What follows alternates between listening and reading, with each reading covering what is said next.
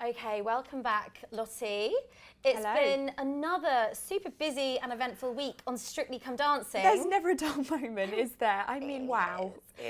So it was Icons Week this weekend. Yes. But some of the drama off screen took away a lot of the attention as we revealed that two of the popular pro dancers, Carlos Gu and Nancy Zhu, former best friends, both grew up in China, childhood pals, have actually fallen out and unfollowed each other. I mean, that's big, isn't it? From Instagram. It's the biggest kind of diss, do you not think? Absolutely. I think in today's day and age, if you unfollow someone, that's friendship over, right? I mean, that's massive. It's making a statement. I mean, you can go off someone and kind of mute them, but they never know that. To physically unfollow them. But why though? So what's happened? Because I heard it's obviously, you know, I mean, this is an amazing exclusive that you've got, and it's obviously to do with something to do with the pro partners. One of them's got one, the other doesn't. Is that right? So just to add a bit of context, Yeah. these guys were like huge pals. They've both been on the show. They're both fairly new on the show, and in the last sort of few years, they always used to be seen walking around holding hands. Nancy called Carlos the little brother that she never had. He would gush about her on social media saying, "I love you." So it was really cute. And I also think that kind of both of them are far away from home in, you know, a new country where they're not speaking the same language as everyone. So they like bonded because of that. You really would need that. You would need like a kind of sibling person. Of course. But then this year, Carlos wasn't given a partner. No. Nancy's obviously with Shane Ward. Yeah. And doing really well. You know, she's kind of really fighting. And I think that it's all become too much. She's also spending a lot of time with her boyfriend, who's, you know, when they're not rehearsing.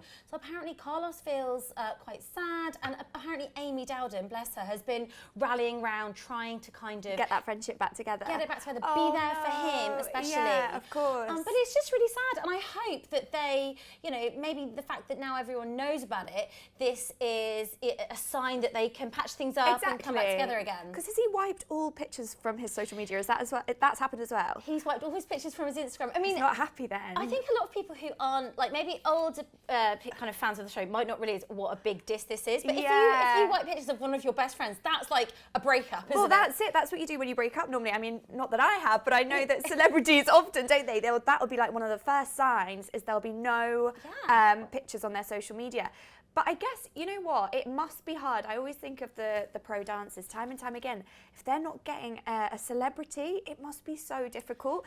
I don't think it's fallout worthy though with your best mate. So do you think there's something else going on maybe? I think there's something else going on. Yeah. And I think that, I think both of them seem quite sensitive. So maybe they just haven't been there enough for each other. Yeah. You're right though, if you haven't got a pro partner, then your weeks are quite free. So, you know, especially if you're like living away from like your friends and family, it must be super tough. It must be so hard. But it's provided more of a kind of drama on the Clauditorium because they're not next to each other. Then you've got exes, Nadia Kai and Nadia can't be anywhere near each other, can they? So they're having to be separate. But are Nancy and Carlos having to be literally separated? No, I mean, you know, or are they?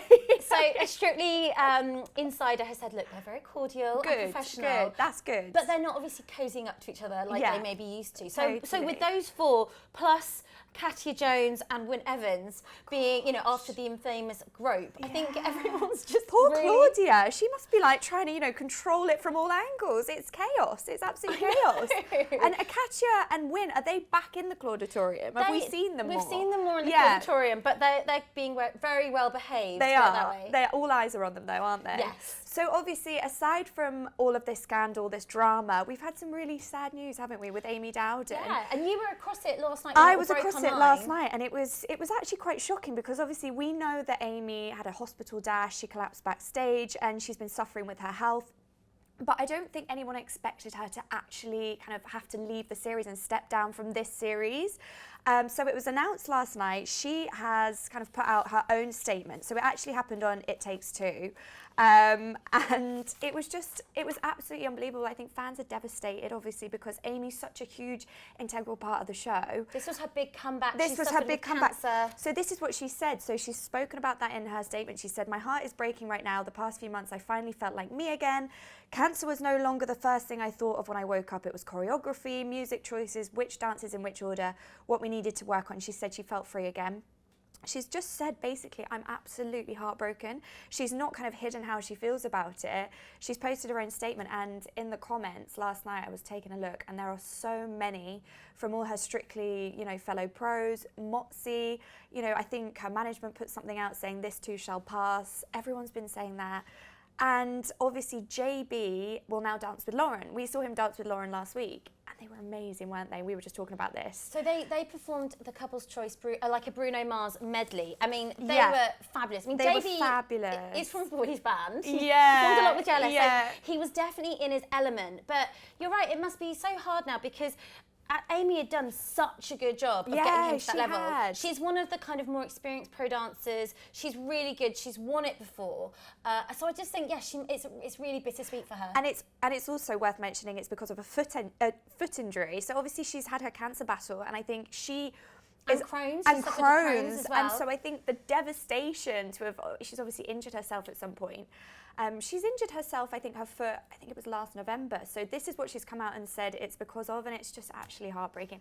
Hopefully she might be there in some degree to kind of cheer them on, maybe in the Clauditorium. Help with the choreography. Help with the choreography. Yeah. And she has said in her statement that she's going to be the biggest supporter of Lauren and JB. She said hopefully she'll dance with JB again. I mean, he did amazing. The judges gave him 3 10s and 1 9. It's amazing. Again, so I'm like, Craig, if you do not give a 10 anytime soon, I am going to go crazy. I just want it to be an all 40%.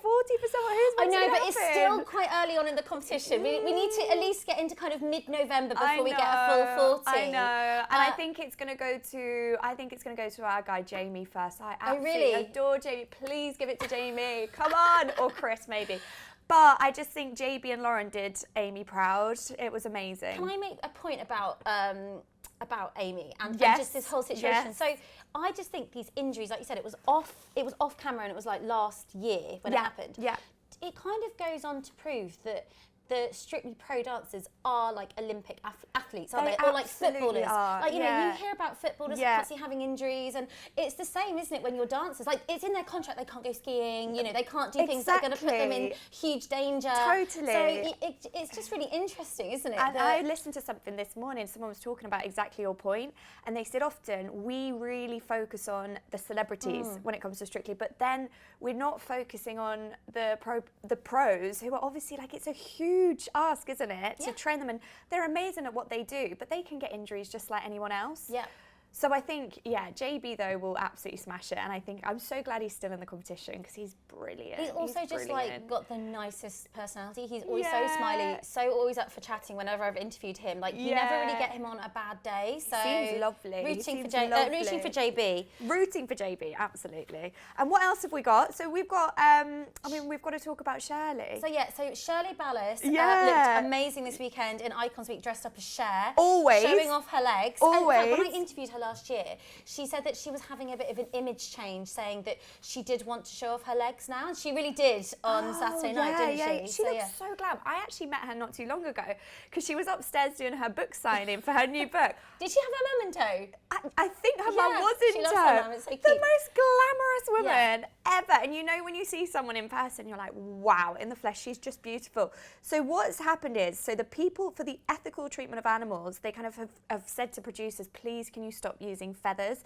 And you know, when it comes to dancing and some of their outfits, there are a lot of feathers involved. That's really interesting. So are they ostrich feathers? Yeah, and exactly. They're endangered. Okay, that makes sense. So it says here, so one of our exclusives, Shirley changed between the broadcast of Saturday's live show when she was dressed as Cher, obviously, and put on a red outfit, but then apparently Motzi was included in this. They had to kind of pluck as many feathers off as they could from her outfit because there wasn't time for another change. So people were literally, obviously people are really annoyed about it. So people were kind of helping her to pluck her feathers off her outfit. So I mean, wow. it's that's so interesting because you often hear about that about fur, but I didn't realise it was so much of a thing with feathers. It's such a Not thing. that I wear that many feathers. So I never really wear feathers, but I know, like it must be difficult for Strictly because obviously you've got all the feather boas and things like that. Can you make synthetic feathers? You must be able to make. There must be fake feathers out there. They need to get on it. But feathers, I've got a quote here to say that they often appear. They've been worn this year by Sarah Hadland, by Jamie, Montel. So literally, like, they've been worn so much. I'm not trying to advocate the use of feathers, but you can see, because like from kind of vintage and old school ballroom dancing, exactly. they move in a certain way. Yeah, exactly. Next week I'm going to be on here with feathers and I'm going to get banned. No, I'm joking. I'll pluck them off. I'll pluck them off you.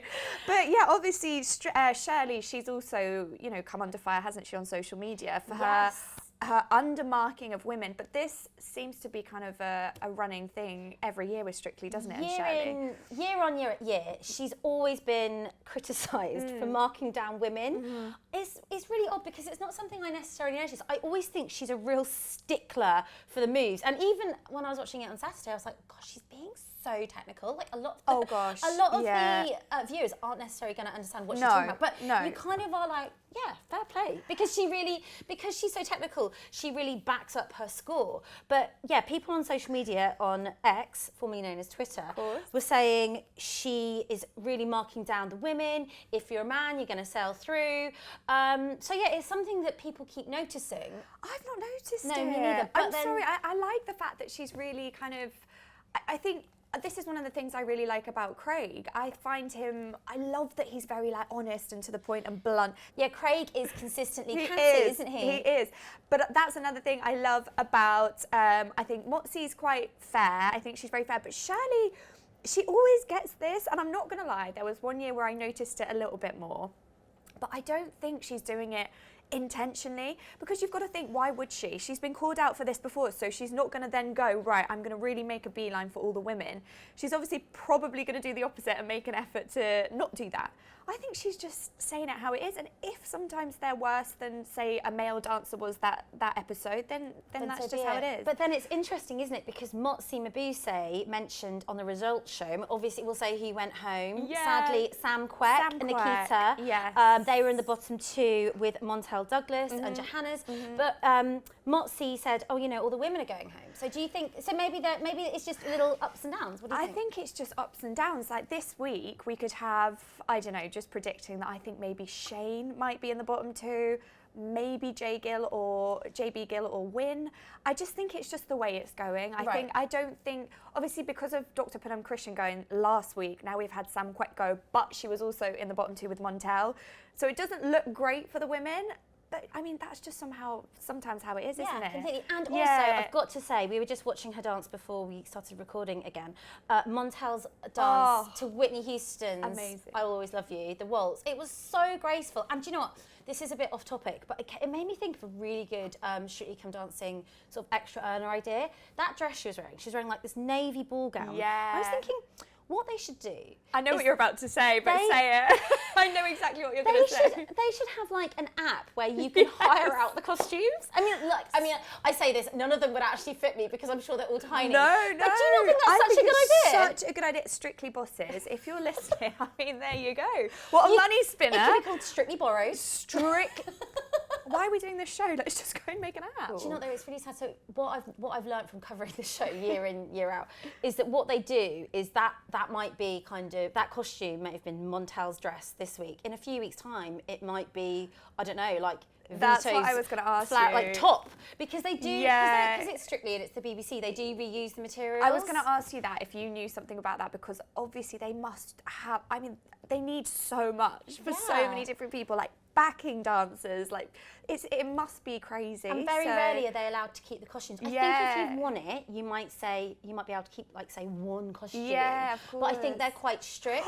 I need to talk to you about something that's just come back into my head that you're going to love. This is outfit related. So I was watching TV. I think it was, I'm going to get this wrong, but it was some sort of sports show on Saturday. Okay. Just goes to show that I'm more showbiz than sport.